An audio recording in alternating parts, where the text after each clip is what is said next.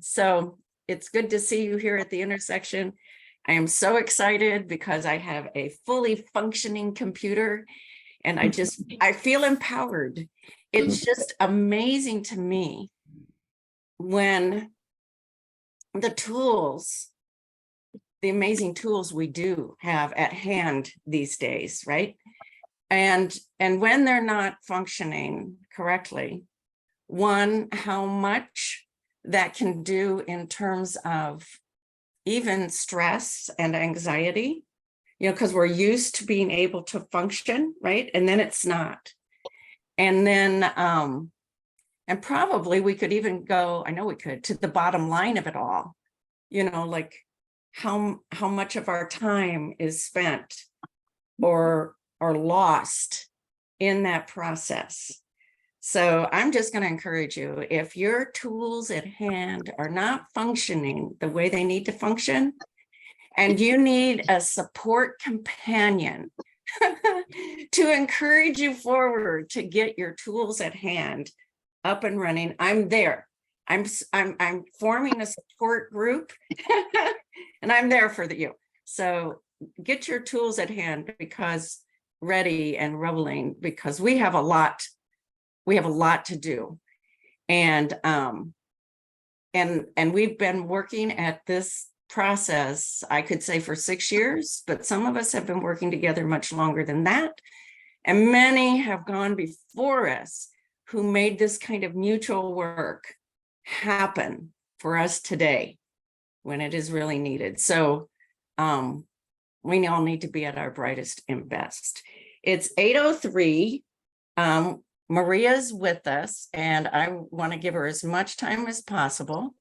I want to remind everybody that tomorrow, Pathways to Hope Mental Health Conference begins, free for all of us, thanks to the city and county's investment, and I'm proud of that and grateful for that. I encourage you all to be there. I encourage you to think team. Even take a team with you. It would be a great time and opportunity to go with 2 to 6 other people, that you go to different breakouts, you put your heads together during breaks. And what does this all mean when we go back to where we are, whether it's a volunteer collaborative or it's a staff or it's a committee within your organization? There's still time to get to Pathways to Hope. We encourage everybody to register, but you can go for 1 or 2 days. You can go for 1 or 2 workshops or a seminar. You can think about it strategically. The agenda is online, so it also helps you plan your comings and goings. So I can't say that any stronger. There's still time, even if you decide on Saturday morning, I'm gonna go. So you can still come at any time. I see that Bill has put into the chat the agenda for Pathways. So thank you, Bill, for making that link. And right there too, you will find the registration. So I'm going to hand this over to Maria Villagomez. And she was with us last week and talked about the 2024 city budget. And somewhere in the middle of that, she said, there's another thing I want to talk to you about. And I said, can you do that next week? I did that in chat in my malfunctioning computer. And here she is today. So Maria, it's all yours. The screen is open for you to use if you wish to. And again, it's all yours. Thank you for being with us again. Of course. Thank you so much, Anne, and good morning, everyone. I'm happy to be here with you again today. Before I start, I want to introduce a very important individual within the city of San Antonio. Bryan Norris is with the San Antonio Fire Department. He is one of our deputy fire chiefs, and he is oversees the Office of Emergency Management. So anything related to emergency preparedness is coordinated through Bryan. So I asked him to join me at this meeting so we can answer your questions and talk about Resiliency Hubs. So for those of you that were here last Thursday, and if you were not, I'll just provide a brief overview. With the ARPA funds that we received, it'll be 2 years ago, now in 2021, the city had allocated a portion of those dollars, specifically $50 million to address our response to COVID-19 for testing, vaccination, contact tracing, and not only for those services, but also to pay for our employees that were dedicated to those functions when we pull them out of their regular duties. So when we presented to the council, we told them by the end of fiscal year 2023, which is September of this year, if we have not used the money, council said we want that to be allocated to emergency preparedness. So with that in mind, we made a presentation to council in June, and we informed them that we had a balance of about $27 million in total. And our recommendation was to utilize roughly about $15 million for low barrier emergency shelter for homeless. The council liked that idea, and we're moving forward with that as part of this budget process. We are going to be looking at a hotel similar to the one we currently have, but a larger hotel, to be able to help our homeless brothers and sisters and have a bridge facility for them until hopefully we can put them into a more permanent facility. Could be supportive housing, that's what we're thinking, or any other need that they may have. So that is moving forward. Now we have roughly about $13.5 million that we also recommended for emergency preparedness. And some of the things that we're doing with that money is buying backup generators for our public safety facilities, police and fire. Specifically, we bought some of that already a couple of years ago, but we need more. So we're going to do that. We're also going to be able to buy some stop the bleed kits for all city facilities. That's a large expense for us to have that, if God forbid, but if there's an active shooter event, then we are prepared to be able to take care of each other. And of course, the training that goes with that. We also have some funding to make some improvements to the EOC. The city has an emergency operations center, and we don't have sleeping quarters for our employees. And when there's an emergency, we are there 24 hours and they just sleep in chairs or wherever they can find space, as we are there for the community. Also included our Resiliency Hubs. We had gotten approval from the council for 4 Resiliency Hubs.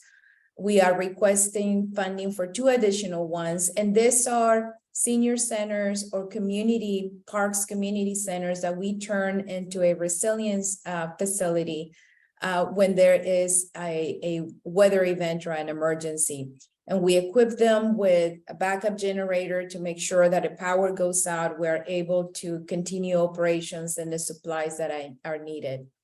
One of the things that we heard from some community members, specifically Palo Alto and some of the churches that were interested in being a resiliency hub, we are going to pilot that with this ARPA funds that we have. One of the challenges that we have as a city organization, when there's an emergency, as you can imagine, our first responders have to be attending to that emergency, police and fire. But when we open resiliency hubs, we're pulling those first responders to help us, as well as other employees of the city from human services, parks, any other department, and to help us manage those facilities. So we don't have sufficient staff to be able to have, 20 resiliency hubs across the city. We just don't have the capacity. So the funding that we are recommending is for, and correct me, Brian, is it 5 community resiliency hubs? He's shaking his head, yes, so Yes, that up I to think 5. I said yes, up to 5.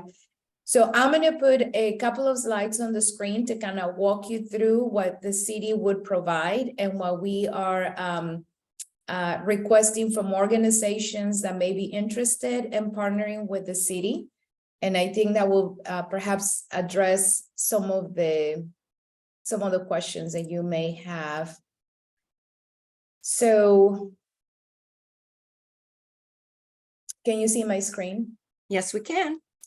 So the resiliency hubs that the city has today, we have them geographically across the city. We only have 4. Today, we have a gap on the east and the southwest of the city. So the 2 additional ones that the city is going to add will be in those 2 areas of the city. But if anybody's interested, one of the things that we're going to be looking at is the geography of those locations to make sure that we're spread out and we're covering our city.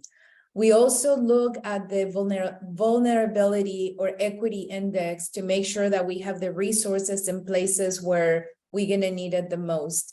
There's some areas of town that may not need it as much as others. So we are looking into that. The flood zone as well. And we look at hazmat facilities to make sure that we're not too close to what we'd consider locations that are housing extremely hazardous substances. Also where we are in terms of our wildland urban interface, which with this heat is something that we're watching. And I'm going to ask Brian to explain that system average interruption duration index, because I don't know what it is. Can you explain that one, Brian? Sure. To put it simply, we're looking at the probability that they would be without power if we do go into a load shedding emergency for CPS. So that's a measurement that comes from CPS that they help us calculate. So the ideal location would have alternative power. There's some area locations of our facilities in the city that have a backup generator already.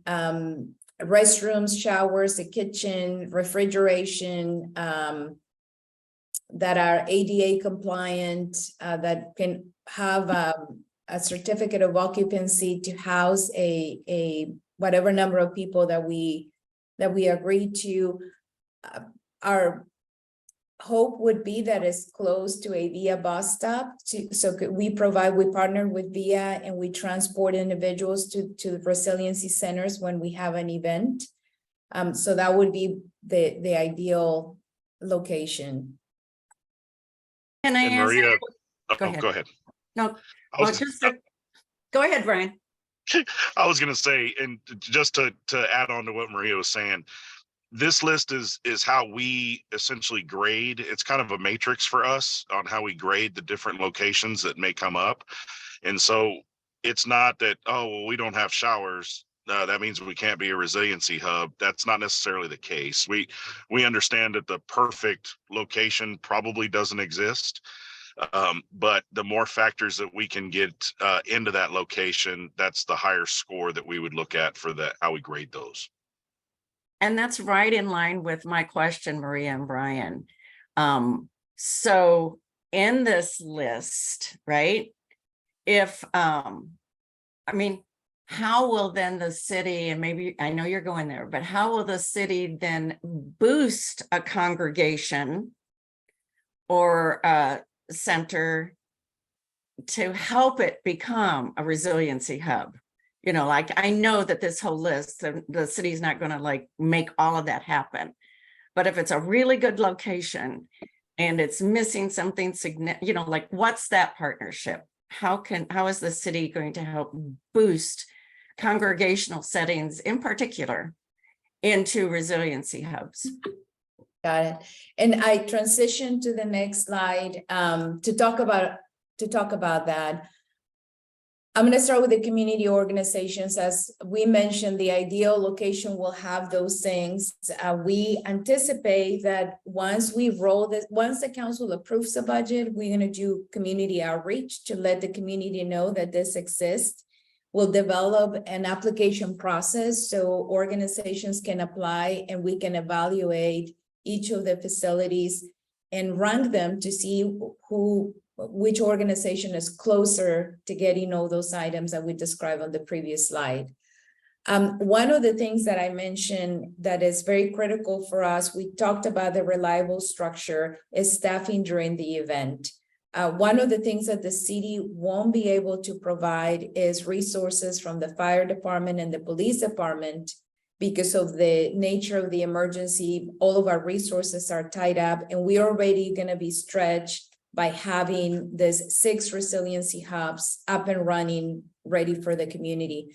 So we are requesting that organizations have the staffing and the security to be able to operate the facility. What the city would provide is training. We have experts in the fire department in terms of shelter operations and what to do and how to handle certain things. We would be providing supplies and logistical needs. And I'm going to ask Bryan to go more into detail what that would look like. And keeping in mind that this ARPA dollars are one time. So we want to test, see how this is going to work and what entities are willing to do this. If we were to sustain that after the ARPA funds are completed, and quite frankly, we're looking at 2023, 2024 with the fundings that we have, potentially 2025. The ARPA dollars must be spent by December 2026. So that'll give us maybe potentially up to 3 years starting with this year, if that was possible. If not, it'll be 2 years beginning next year. So the investments that we make, we want to make sure that they're one-time in nature and that we're very clear with organizations that if we were to continue that on a permanent basis, then we have to go through the budget process to request an allocation to continue with those with that operations. So with that, I'm going to stop and I'm going to ask Bryan to talk about the supplies and the logistical needs that the city would provide. Sure. Thanks, Maria. So the idea is similar to what we would use for any type of congregate sheltering activities that we do now. And so we create what we call push packs. Essentially, what these would be for these locations is the equipment and supplies in order to shelter up to 100 individuals at any given one location if we had to. So anything from cots to tables to chairs, even snacks and water being included in there, ice chests if people have medications, a lockbox if they are bringing weapons in and they're not allowed at your facility. All of those things would be created and delivered by the fire department or the EOC if the need to congregate shelter those people at those places were to occur. So those are the logistical things behind it. Going back to the other question though, what if we don't have showers? There are things that we can bring in if they're needed. So there are shower trailers that the city has access to. There's restroom trailers that the city has access to. If it looked like it was going to be a long-term, and by long-term, I mean longer than 24 hours sheltering operation, we would look at providing those resources as well on a temporary basis. And so when we're evaluating these structures and we're evaluating the locations, geography is obviously important. We don't want to have a community-based shelter next to one that, or hub, right next to a hub that the city already operates. So we'll take all those things into consideration, but we also know there's things that we could bring in if we had to. What about things like this one seems, and maybe you said it and I just blipped out, but I would think something critically important to something like this would be generators. Mm-hmm. I mean, so like generators. Oh, I'm going to say, so generators aren't that easy, right? So I know that it's not it's not access to the generator, it's how it will function once we get it onto the site. So it's not as easy as rolling a generator just up to a building and plugging it in, right? We're very limited on the capacity of a generator. If we would just roll it up out there, you have like 4 plugs that run off of it, right? So I can say that one of our biggest asks in looking at so let me just put it this way. If we're going to look for a resiliency hub, we probably need a resilient location. And so those things that are add to the resiliency, alternative power source is actually one of the huge ones that make it a lot easier. That would rank higher on our matrix when we're looking at the locations that we're going to bring on. But might there also be partnerships across the city structure that might be helpful with that? I keep seeing Melnick's name on the screen, so I'm also thinking about sustainability. Might there be a partnership? I think that could be like the one element, and talk about a great metaphor, but the one element that would be most needed. And this comment, my next comment, is actually to everybody else on this screen. Yeah, I know we're talking about resiliency hubs in those more or less emergency situations, but we are also living in a context of time where resiliency hubs are needed every day, right? So I'm saying this to everybody else listening here. This is, I get this opportunity and the importance of it, but this is like a huge opportunity to our daily resiliency in our city. So, and I can tell Doug wants to say something really bad. Just two comments, and thank you so much, and thank you, Maria and Chief Norris, for all your work. Yeah, and you're spot on. I've already been talking with Chief Norris about how we can collaborate to help with that everyday resilience work. How our office can help engage the community to understand how we enhance these facilities beyond just the emergencies. And so that's an ongoing conversation to figure out how we actually do that. Yeah, I mean, if they're, go ahead, Maria's ready now. Well, as we continue this conversation, and you know me, I'm very realistic and making sure that we're setting expectations. I'm gonna put a slide that shows how much is allocated to this effort. So that way we can level set on expectations.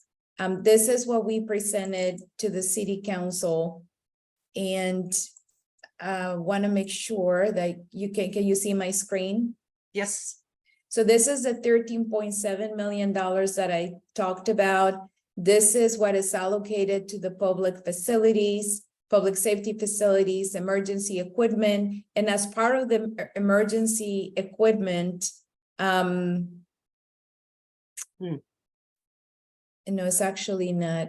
Let me see.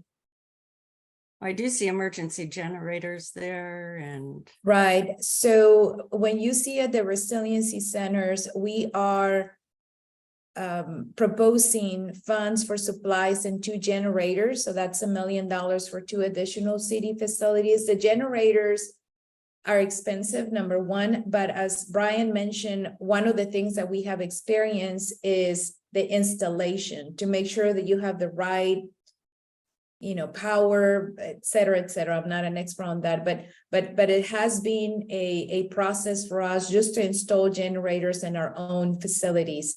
So what we allocated for the community-based resiliency is $500,000. So there's not a lot of money there. With that said, and remind me, Bryan, we, the city, have either 2 or 3 mobile generators. So if we have 5 that would probably be available. So if we had an emergency and somebody qualifies and meets all the not all the criteria, but it's what we need and the location we needed, we can provide that temporary resource, but it won't be a permanent installation in the building, because then we get into we're using federal dollars, a type of facility. But I just wanted to kind of set those expectations that this funds is not to do improvements to a non-city facility, but try to work with whatever is best out there, and the city could provide that emergency generator. Helpful. It's, and I don't want to rush, but I know we're all in the middle of budget season and it's 8:26. The room is going to stay open to 8:45, but Maria, Brian, whoever, and everybody on the screen, anybody who needs to leave, thank you for being with us, and we want to compassionately respect everyone's busy lives. There are some important questions and thoughts in chat that we're going to look at quickly. Next week, we have somebody from across the sea, a Fulbright scholar that's going to be with in San Antonio for the next academic year from Georgia. And so he's going to be coming and sharing with us the story of Georgia, Ukraine, things that we can also learn from them. So I just wanted to say that. Maria, will you be able to stay with us longer? You don't have to if you need to. Brian, Doug, what's your status this morning? We're here I'm here as long as you need me. Okay, I Brian. love this topic. I do too. I do too, because even when I hear Resiliency Hub in relationship Yes. to a congregation, I think, isn't that what congregations already are meant And I think to be? one thing we get really confused on is there's an emergency operations standpoint to resiliency and the hub concept. And then there's an overall resiliency, I guess we called it an everyday resiliency concept. And that's where Doug and I have been having conversations as to where that balance is on what the city can sponsor and what we can help with. And so I don't want to, I'm not trying to limit anything. The possibilities of a resiliency hub for the city are phenomenal. But in our different roles, we just have different perspectives on what the operations would be. So anything we can do to support the efforts overall of the city's resiliency, we're with it. And you know what our community would say in affirmation and encouragement? Work collaboratively. That's how we do the work in the community. So I'm encouraging whatever all that means, but that emergency and sustainability to partner together, co-labor, and we're going to make this, we have found in the community, that's where we get our most strategic leveraging and movement, the more we put our resources together and figure that out. So we've got hands up and we're moving there. Peter, your hand's up, and I'm going to start looking in chat. Thank you, Ann. And I agree. Houses of worship are the gold standard for resiliency. And thank you, Maria and Doug Norris and Officer Norris for the presentation. I really appreciate the city's providing the opportunity for houses of worship to be able to have a part in the work and the resources. Working with, and I mentioned it last week's briefing, working with EcoSA and specifically looking at a community, the Quintana community in the southwest part of San Antonio. So part of my question, and we're also looking to identify a resiliency hub that will go beyond, of course, the emergency management component, but adding that environmental resiliency as well that could add more nonprofits and other nonprofits beyond that to add that capacity to have the staff to respond to an emergency, and building capacity in the southwest part of the community is, of course, in need of resources and capacity building. So my question is, how far are you from identifying that those other two, specifically the one in the southwest part of San Antonio, as we're looking at identifying a location in that community for a resiliency hub as well? Yes, Brian, do you mind sharing the two locations, the one in the east and the southwest? Not at all. The two that we're focused on right now, one on the east side is the Copernicus Community Center, and then on the southwest side, we've been looking at the Miller's Pond. Great.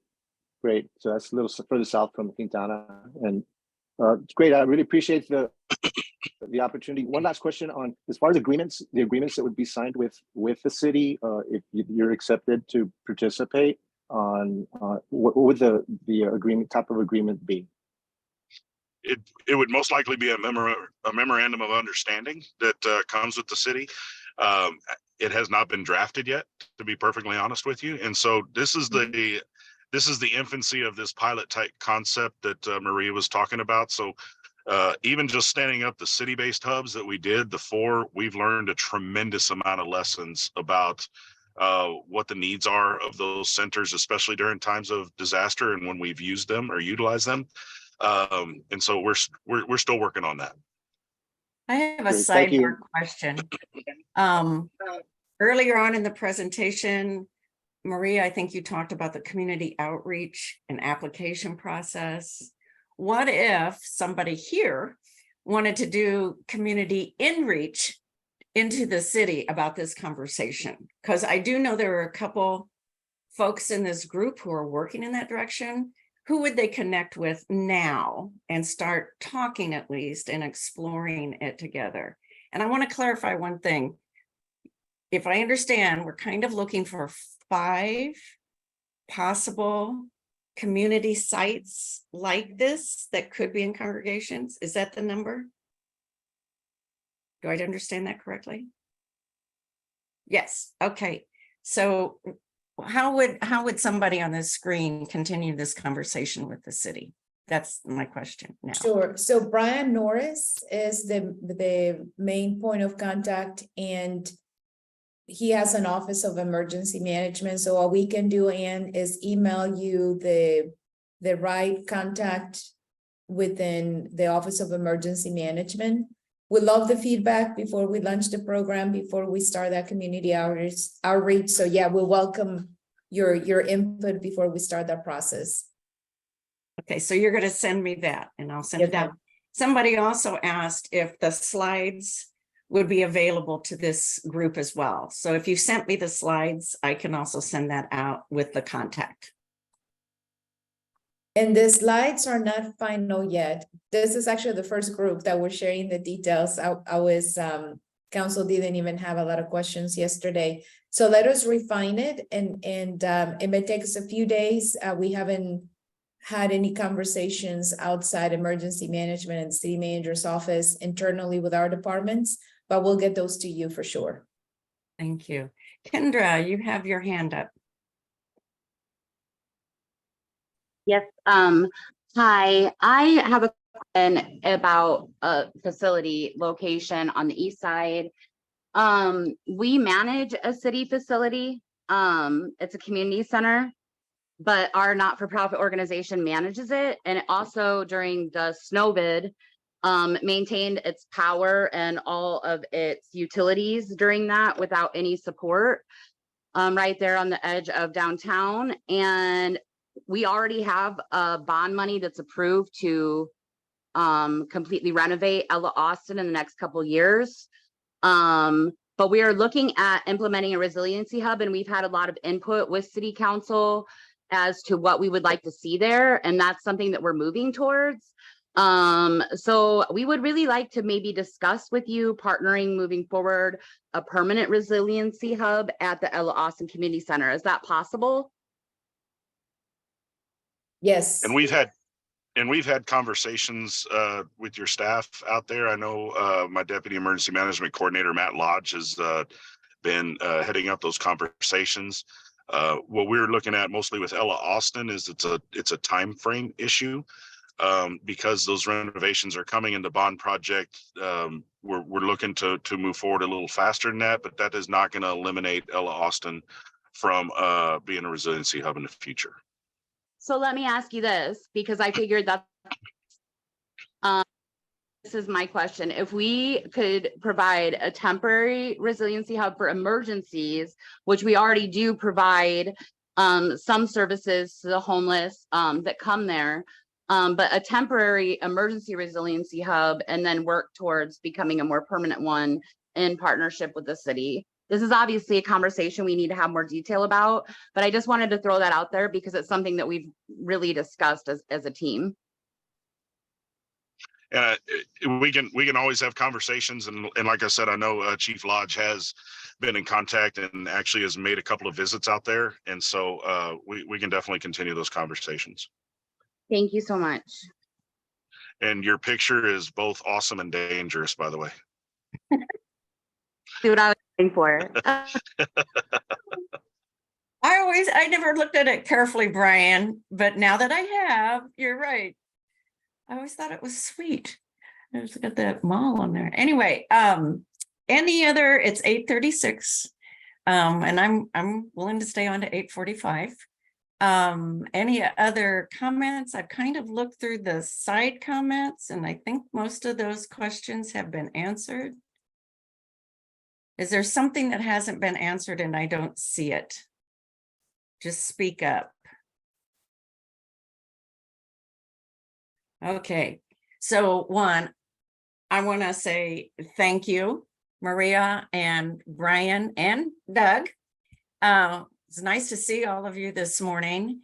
What really invigorates me with this morning's conversation, there's so many things, the resiliency hubs, but what really charges me is the fact that I feel like at this intersection, and I'm not just talking about this virtual moment, but at this intersection of faith, community, civic engagement, of faith, community leaders, and civic leaders, I feel like we have definitely reached a shift and tipping point in the last couple weeks.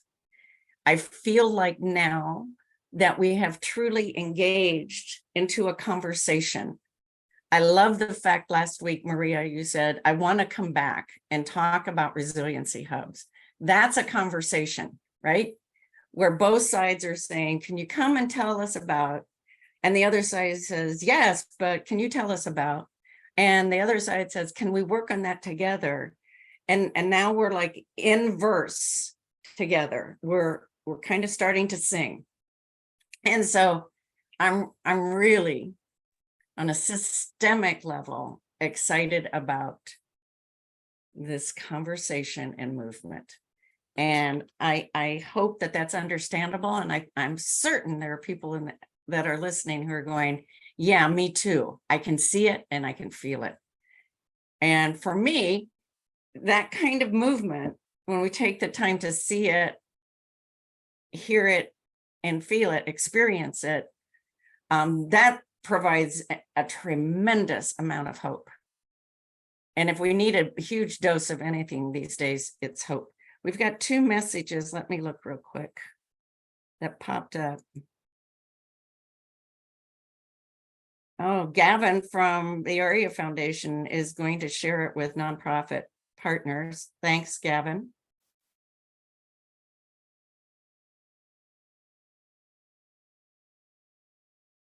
Oh, yeah. I think what you're asking for also is something to utilize. And I think that's what we'll be getting with Maria's slides and things, kind of a packet.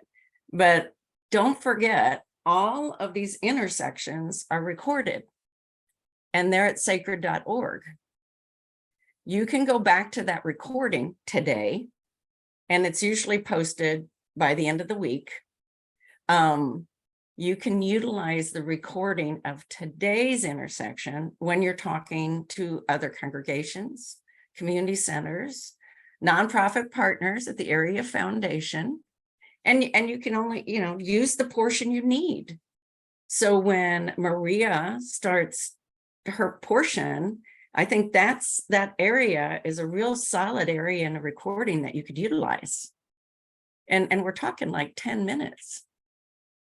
That's why we record these. It is because, if you missed and couldn't come on a day, you can go back and not miss something. But it's to utilize the recordings like the one last week on the budget. Same thing. And that's why we try to get the majority of the info, the briefing, before 8:30. So we get a really tight piece of recording that you can take back to your organization. You could share it with all your staff, whether that's 2 people or 200, right? We've got a tool, just like my computer is now working with a new motherboard. We've got recordings that are like a motherboard for our community work and movement that's partnered and co-labored with government entities, congregations, faith community, nonprofits, community groups, businesses, schools, whoever is willing to co-labor together to meet the needs of our city. So that's the end of today's sermon. And I'm grateful for everyone who came today. And I hope to see many of you at Pathways to Hope tomorrow and Saturday. And I hope it's a beautiful day, still hot. I sure love that download of rain for a moment, right? I went outside and stood in it, I confess. It just felt good. But have good weekends. And I hope to see you next week when our Fulbright scholar here in San Antonio, Vladimir, will be coming to speak with us. An extraordinary opportunity. So have great days, have great weekends. Keep up the work, stay strong, be resilient. We got each other. See you next week at the intersection. Thank you. Bye. Bye. Thank you, everybody.